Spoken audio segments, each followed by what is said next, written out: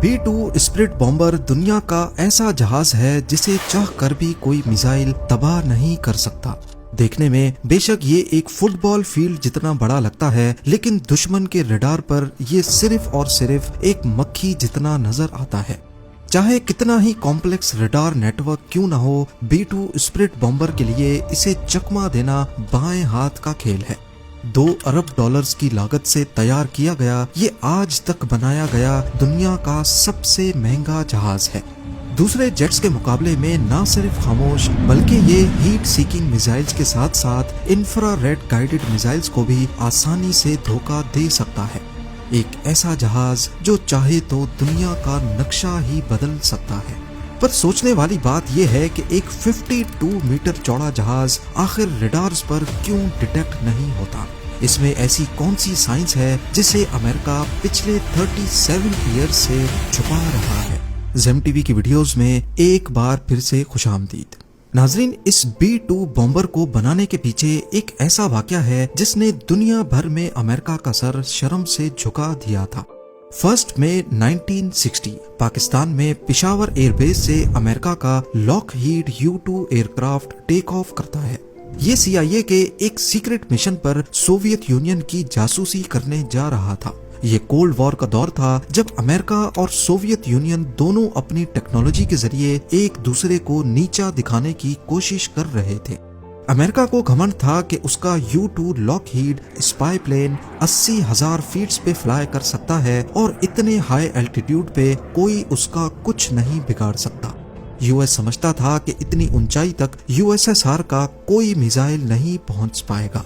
पर जैसे ही ये जहाज सोवियत यूनियन की टेरिटरी में घुसा तो रडार ने फौरन उसे डिटेक्ट कर लिया।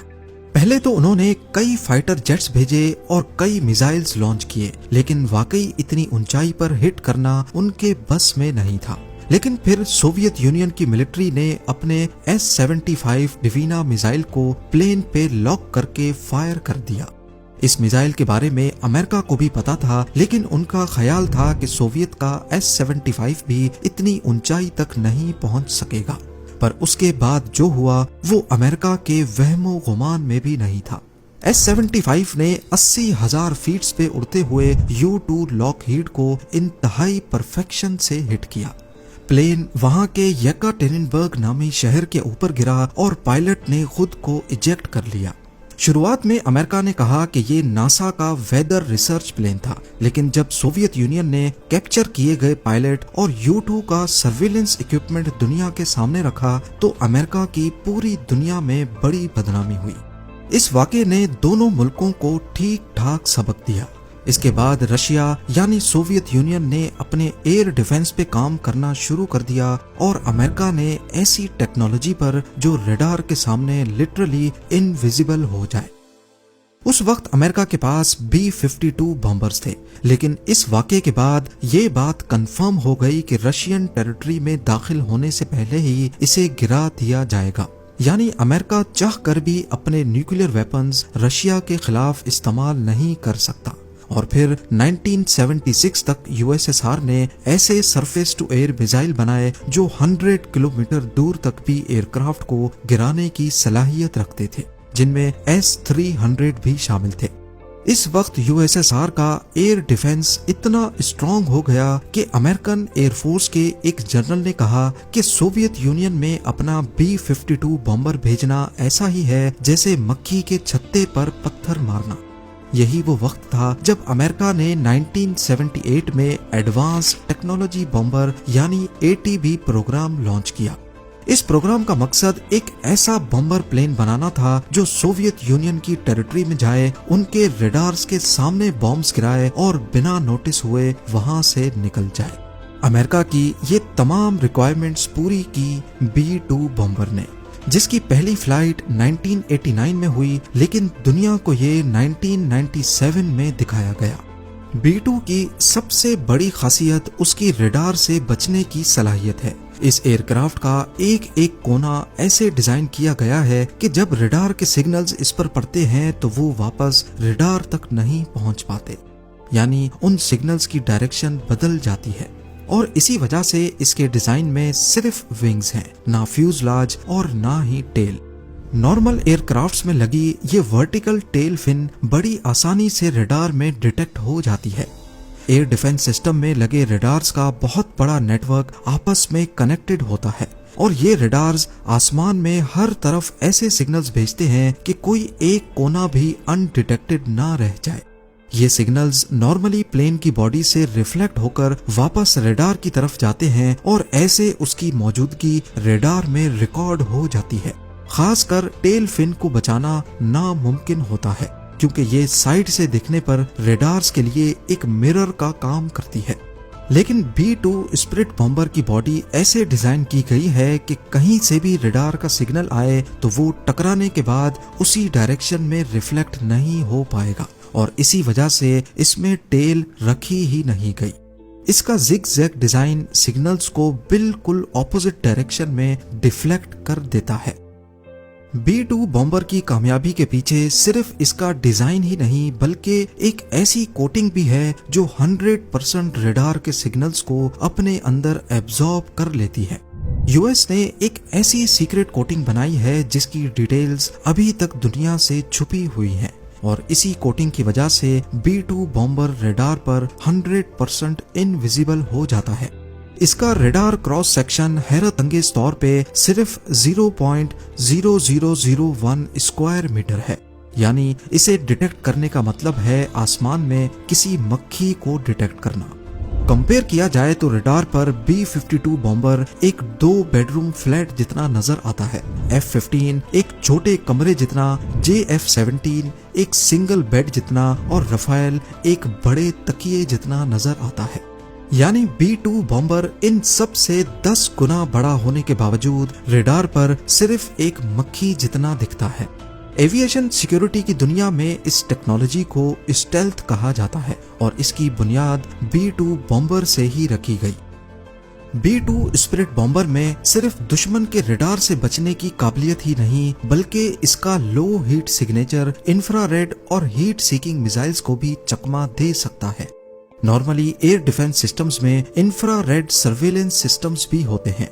ये सिस्टम जेट के पीछे से निकलने वाली हीट को डिटेक्ट करके कंफर्म करते हैं और फिर मिसाइल सिस्टम उसी हीट सिग्नेचर पर लॉक किया जाता है।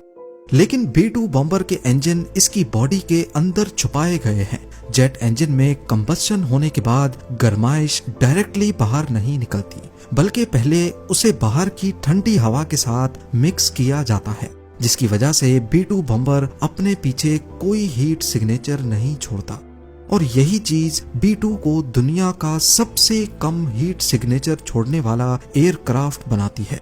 ये ऐसा ही है कि अगर एक F-16 jet infrared surveillance system में 100 किलोमीटर दूर से डिटेक्ट हो जाता है तो वहीं B-2 बॉम्बर जब तक 10 किलोमीटर की रेंज में नहीं आएगा डिटेक्ट नहीं हो पाएगा। पर ये इतना नीचे उड़ता ही नहीं जो कभी इंफ्रारेड रडार पर भी डिटेक्ट हो सके। B-2 बॉम्बर हैरत अंगेज तौर पे 15,000 मीटर या फिर 50,000 फीट पे उड़ने की काबिलियत रखता है। इतनी ऊंचाई पर उड़ने की वजह से ये ना सिर्फ इंफ्रारेड रडार से बच सकता है बल्कि ऊपर एटमॉस्फेयर पतला होने के बायस जहाज पर ड्रैग कम पड़ता है और फ्यूल एफिशिएंसी बेहतर हो जाती है, जिसकी वजह से ये और ज्यादा डिस्टेंस ट्रेवल कर सकता है। अपने फुल टैंक में B-2 बॉम्बर 11,000 किलोमीटर का डिस्टेंस बड़ी आसानी से तय कर सकता है। अब यहाँ आपको लग रहा होगा कि इसका रडार और इंफ्रारेड सर्वेलेंस सिस्टम पे नजर न आना शायद यही इसकी खास बात है, लेकिन नहीं। B-2 बॉम्बर को असल स्टेल्थ बॉम्बर बनाता है इसका ECM यानी इलेक्ट्रॉनिक काउंटर मेजर्स।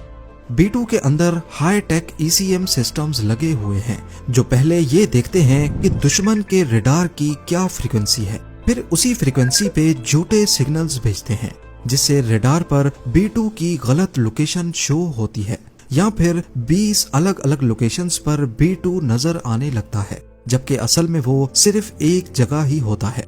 ये सिस्टम रडार के सिग्नल को रिकॉर्ड करता है और उसे मॉडिफाई करके वापस भेज देता है। रडार को लगता है कि ये सिग्नल जेन्युइन है पर असल में वो झूठ होता है। और सबसे मजे की बात, ये ECM सिर्फ उसी रडार को गलत सिग्नल भेजता है जिसने उसे डिटेक्ट किया हो। ताकि दुश्मन को लगे कि शायद रेडार में कोई नॉइज या एरर आया है। अगर तमाम ही रेडार्स में गलत सिग्नल भेजे जाएंगे तो दुश्मन को शक हो सकता है। B-2 बॉम्बर की बॉडी में ज्यादातर कार्बन ग्रेफाइट कंपोजिट मटेरियल का इस्तेमाल हुआ है। इस जहाज को टुकड़ों में बनाया गया और फिर इस तरह जोड़ा गया जैसे स्विस वॉच मेकर हर पुर्जे को पूरी परफेक्शन से जोड़ता है। अब आते हैं इसके पे लोड पर। यह हैरानकुन तौर पे 18,000 केजी का बारूदी मवाद उठा सकता है, यानी करीब 15 गाड़ियों का लोड।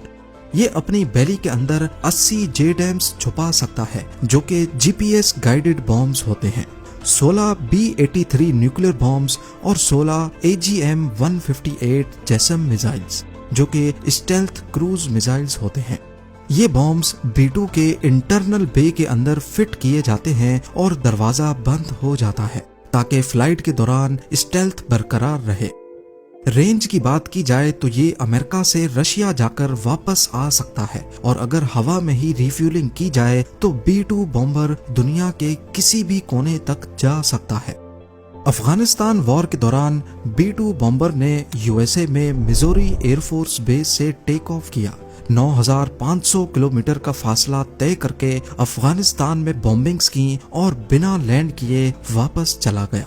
इस दौरान बीच में सिर्फ एक मिड एयर रिफ्यूलिंग की जरूरत पड़ी। इस पूरे मिशन में B-2 बॉम्बर लगातार 45 घंटों तक फ्लाई करता रहा और किसी एक भी रडार पर यह नमूदार ना हो सका। इसके अलावा 1999 में ऑपरेशन अलाइड फोर्स के दौरान भी इसे सर्बिया में बॉम्बिंग्स के लिए इस्तेमाल किया गया। 2003 में ऑपरेशन इराक फ्रीडम और 2011 में ऑपरेशन ओडेसी डॉन में भी B-2 ने लीबिया में बॉम्बिंग्स की। B-2 स्प्रिट बॉम्बर किसी भी मौसम में और किसी भी कंडीशन में फ्लाई कर सकता है। बेशक GPS सैटेलाइट्स ही तबाह क्यों ना हो जाएं, अपने बैकअप सिस्टम्स को इस्तेमाल करते हुए ये स्टार्स को देखकर भी खुद उड़ता रहता है। इसमें लगे हाई टेक सोनार कैमरास B-2 बॉम्बर को दुनिया का सबसे बड़ा ऑब्स्टिकल अवॉइडेंस प्लेन बनाते हैं। ये अपने आप टेरेन को आइडेंटिफाई करके उसके हिसाब से फ्लाई करता रहता है। अब क्योंकि ये एक बहुत बड़ा विंग है और इसमें कोई टेल, रडर या एलिवेटर नहीं होते, तो इसकी स्टेबिलिटी इतनी परफेक्ट नहीं है कि पायलट इसे बिना कंप्यूटर की मदद के उड़ा सके। इसमें लगा है दुनिया का सबसे कॉम्प्लेक्स कंप्यूटर सिस्टम, जो हर वक्त इसकी रोल और पिच मूवमेंट को एडजस्ट कर रहा होता है। पायलट सिर्फ कंप्यूटर को कमांड देता है कि टर्न करना है, उसके बाद कंप्यूटर खुद ही जहाज को पायलट की जरूरत के मुताबिक टर्न करता है। अब जाहिर है इतना एडवांस्ड और दुनिया का सबसे सिक्योर्ड प्लेन काफी महंगा भी होगा। आज तक सिर्फ 21 B-2 बॉम्बर्स ही तैयार किए गए हैं और सिर्फ एक जहाज $2 अरब की लागत से तैयार किया गया है, यानी काफी कंट्रीज की GDPs B-2 बॉम्बर की कीमत से कम है। ये सारे जहाज सिर्फ अमेरिका के पास हैं और अभी तक अमेरिका का ये टेक्नोलॉजी बेचने का कोई इरादा नहीं है। इसके अलावा फ्यूल की भूख ऐसी कि सिर्फ 1 घंटे में ये $1.5 लाख का फ्यूल पी जाता है। वहीं एक नॉर्मल कमर्शियल जेट 1 घंटे में $10,000 का फ्यूल पीता है। B-2 बॉम्बर की मेंटेनेंस भी किसी आम जहाज से बहुत अलग है। हर फ्लाइट के बाद पूरे जहाज को सॉफ्ट वॉश किया जाता है और इस पर दोबारा से सीक्रेट स्टेल्थ कोटिंग की जाती है। पूरी बॉडी के हर कोने का चेकअप होता है कि कहीं कोई छोटा सा भी सुराख या डेंट तो नहीं है, क्योंकि अगर इसकी बॉडी में एक मच्छर जितना भी डेंट पड़ गया तो ये अपनी स्टेल्थ बरकरार रखने की काबिलियत खो सकता है। उम्मीद है ज़ेम टीवी की ये वीडियो भी आप लोग भरपूर लाइक और शेयर करेंगे। आप लोगों के प्यार भरे कमेंट्स का बेहद शुक्रिया। मिलते हैं अगली शानदार वीडियो में।